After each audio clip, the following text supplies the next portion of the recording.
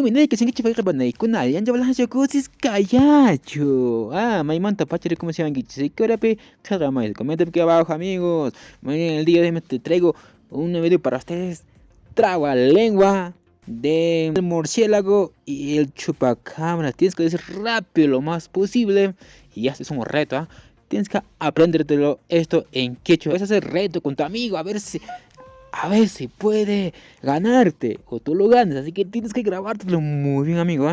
Esto tendré que... Bueno, te voy a enseñar cómo puedes decir en quechua. Quizás no te sale, pues yo te voy a traducir en quechua. Cómo más o menos puedes decir. Y también ahí puedes...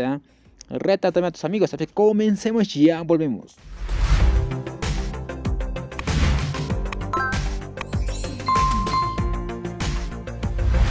Ya estamos de vuelta con mi cuña, caipiña, resulta que traba lenguas, así mi amigos, ahí estamos ya, comencemos.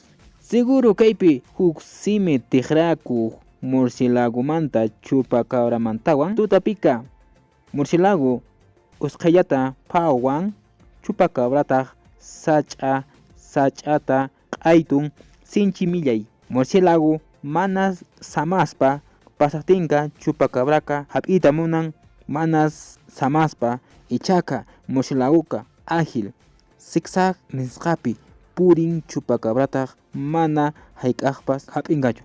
Listo amigos, espero que te lo grabes amigos. Si no te lo entendiste, mírame este video de nuevo. Hasta lo que te lo grabes, hasta lo que te lo aprendes todito y vas a hacer reto en quechua amigos. Así que amigos, este es un reto para ustedes amigos, Coméntame aquí abajo si quieres más trabalenguas en quechua, pero ¿de qué amigos? ¿De qué amigos? Dígame y yo te voy a traer para el próximo y pues con mucho gusto. Y ahora sí, vamos con los saluditos. Saludamos a Diony Juan Quispe, a Jimmy Robén, a Isabel Rosemary, a Pedro Gustavo Blasingainga, a Janet Mendoza. Muchísimas gracias por comentar nuestros videos amigos. Si quieres aparecer en los comentarios, coméntame aquí abajo y te estaré saludando en el próximo video. Así que coménteme aquí abajo